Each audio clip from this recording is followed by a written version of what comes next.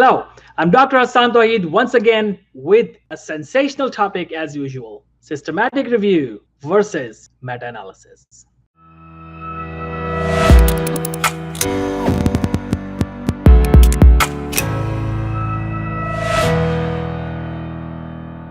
Systematic reviews versus meta-analysis. What exactly is the difference? There are so many students who are learning it for the first time. They get confused between the differences when we talk about systematic review versus meta-analysis. So in this video, I will talk about the differences. So what exactly is the difference? First of all, we need to understand what is a systematic review. Remember, systematic review is a review article which is written systematically. That means we combine previously published papers and some unpublished papers, some gray literature. We combine them together systematically and we write a paper. Once we write that paper, this is known as systematic review. Now, what is a meta-analysis? Meta-analysis is also exactly the same thing.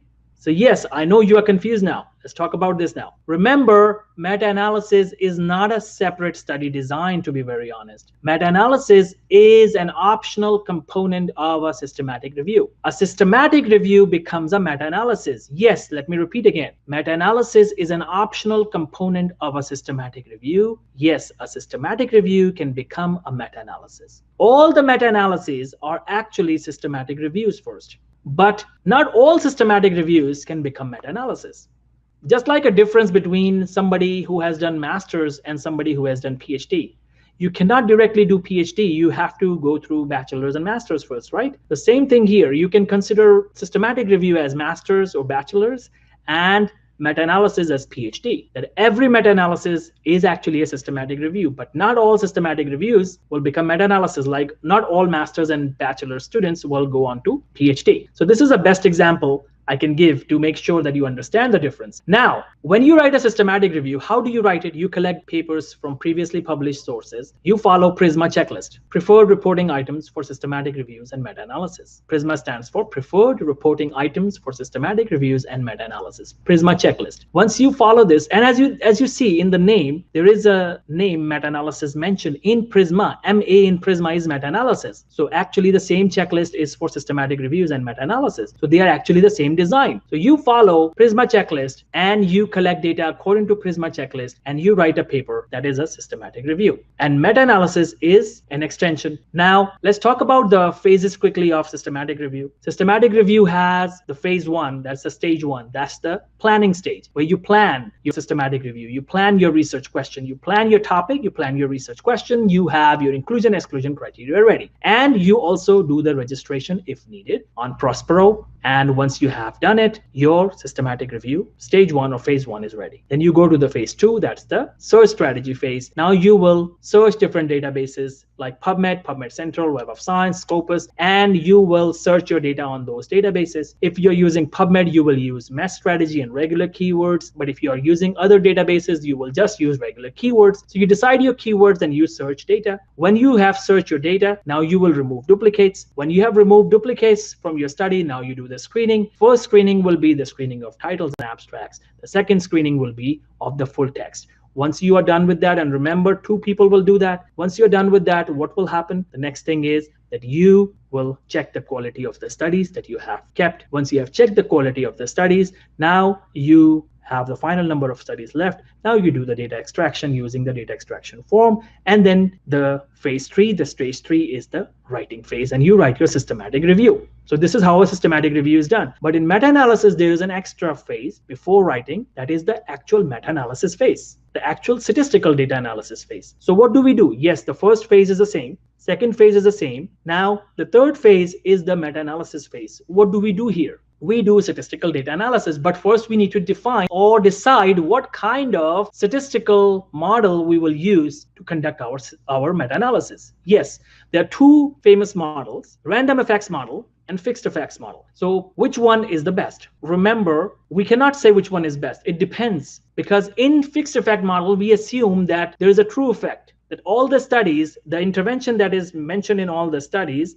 actually has the effect that is showing as the same effect, or you can say there is a true effect. Let me give you an example. Let's say there is a medication you are studying isoniazid, right? That's one of the most common examples I give.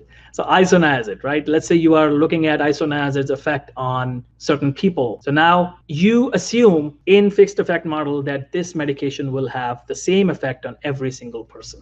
In reality, or the reality is that it is not possible. The same drug will affect differently, will have a different effect on different people. So that's the difference in reality, right? So in fixed effect model, we assume that yes, there is a true effect. So if we assume that, we can use fixed effects model. This is a statistical model. There is a process, and we will talk about fixed effects model in one of the videos. Now, the second assumption is random effects model. That means this is another way of doing meta-analysis. Random effects model assumes that there is no true effect. That means there is heterogeneity. That means there is a difference. The drug is not affecting in the same way on each person. So which one is more closer to reality? Random effects model. So that's why many scientists accept random effects model as the best model to conduct a meta-analysis. So once you choose random effects or fixed effects model, it's up to you and you follow it.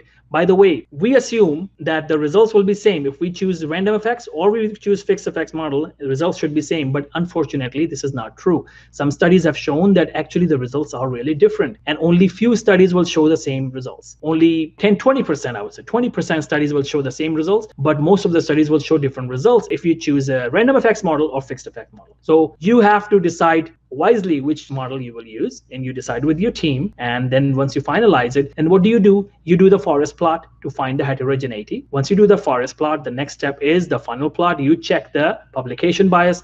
Once you have the funnel plot done, what's next? You do the bubble plot. Once that is done, now your statistical data analysis is done. Now you have analyzed everything. What exactly have you done here with this analysis? You have combined the results of each study that was included. Let's say there were 10 studies included in your systematic review, and these studies were similar. Only then you do a meta-analysis. So if these studies are similar enough to be combined together, then you can do meta-analysis. So let's say these studies are similar. Let's say there are 10 studies. Look at my hands, okay? These are 10 studies. Each study is talking about isoniazid and its effect on skin. And all of these studies are similar, with similar intervention and similar outcome. Maybe a little bit differences in the dosage or in the dosage. So let's say these 10 studies, can we combine them? Absolutely, they're combinable. So yes, then this systematic review will have to become a meta-analysis. So you cannot just keep it as it is. You cannot just write a systematic review and leave it. Now you have an opportunity to convert it into a meta-analysis. Remember, meta-analysis is an optional component of a systematic review. So now it's up to you. You combine them together. How? You will look at the results of each of these studies and you will add them together, combine them together. There's one way of doing it, like or doing the mean, right? But it is not the best way. That's why you have to do statistical data analysis of random effects model or fixed effects model. And then you follow all procedures. And when you have the combined results, now you begin writing. So this is how a meta-analysis is written. So exactly what is the difference? Remember, in systematic review, become meta-analysis if you have similar studies. And you will have to do meta-analysis by choosing fixed or random effects model. If studies are different, now you cannot combine. Let's say some studies have a different outcome. Some studies are talking about the skin problems. Some are talking about bone problems. Some are talking about nerve problems, X, Y, Z, whatever. So can you combine them? Not easily. So these are not combinable. Now it will remain a systematic review. So remember, if the studies are combinable, it will go and become a meta-analysis. If the studies are not combinable, you cannot convert that into meta-analysis. It will remain a systematic review. So if studies are different, we cannot combine them, what do we call them? We call the situation as heterogeneity. These are not homogeneous studies. These are heterogeneous studies. You cannot combine them. That's why it will remain a systematic review. So you will have just 3 phases. Phase 1, planning phase, then the search strategy phase, then the writing phase, and this is a systematic review because you had heterogeneous studies, different studies. But if you have combinable studies, you have similar studies, now you have an opportunity to convert your systematic review into meta-analysis, because remember, it's an optional component of meta-analysis. And if you have combinable studies, ideally you should do meta-analysis, because reviewers will ask you this question, why you did not go to a meta-analysis when you had similar studies? And you will have no reason to tell them why you didn't do it. So just go ahead and do that. And don't worry about it. It's not that difficult. It's easy. You just need to know how it is done. So once you have similar studies, now you don't jump to the stage 3 after stage 2. or phase 3 after phase 2. You have an extra phase 3 that will be the actual meta-analysis by choosing which statistical model you will use. And once you do it, then you begin writing, and that will be your meta-analysis. Now, meta-analysis can be done manually, but usually it is done by software. It will make things easier for you. What softwares are most common? Review Manager, RevMan, that's one of the most common ones, and Stata. Stata is a good software. R software, R language. So these are the commonly used softwares for meta-analysis. So remember, in systematic review, you don't need meta-analysis. You don't need statistical data analysis of that extent where you have to do data analysis by a software. Systematic review can be qualitative. Systematic review just qualitative. You describe a narrative summary, and that will be your whole paper. But the moment you have similar studies, you will change it to a meta-analysis. So that's the main difference. So actually, in reality, there was no difference. And this video title was a misnomer. I would say a confusing title, where somebody who knows research would say that actually there is no difference. Systematic reviews become meta-analysis. So yes, that's true. So I'll repeat again in the end. The summary is systematic reviews and meta-analysis. What are the differences? Actually, there is no difference, because systematic reviews will become meta-analysis. If you have similar studies, then your systematic review will not remain qualitative, will not remain narrative. You will have to do data analysis, statistical data analysis using a software, and your systematic review will become meta-analysis. And in meta-analysis, you have two models of statistics: fixed effect model, random effects model. So fixed effects model, random effects model, which one you use? Mostly random effects model, because it is closer to reality. That's what you can say. So once you do that, once you follow, now the next step is that you draw the forest plot, the funnel plot, the bubble plot. Once that is done, your statistical data analysis is done. That means you have combined the results of all the studies, because meta-analysis is actually the pooling of all the results together. Remember, in systematic reviews, you were just combining studies together and you were writing a narrative summary of all the results together. But here you are adding the numbers. Here it's quantitative. That's why you do statistical data analysis, and that's called meta-analysis. And you use a software mostly to do that. Most commonly used softwares are Stata, RevMan, Review Manager, and R language. So these are the most commonly used softwares, and this is how meta-analysis is done, and this is how systematic review becomes a meta-analysis. So in reality, there is no difference at all. Now watch this video again, take notes, listen to this video again, play it again and again, until you are really confident that yes, you do now understand what exactly is meta-analysis and what exactly is systematic review. And comment any questions you have, and I'll get back to you as soon as I can.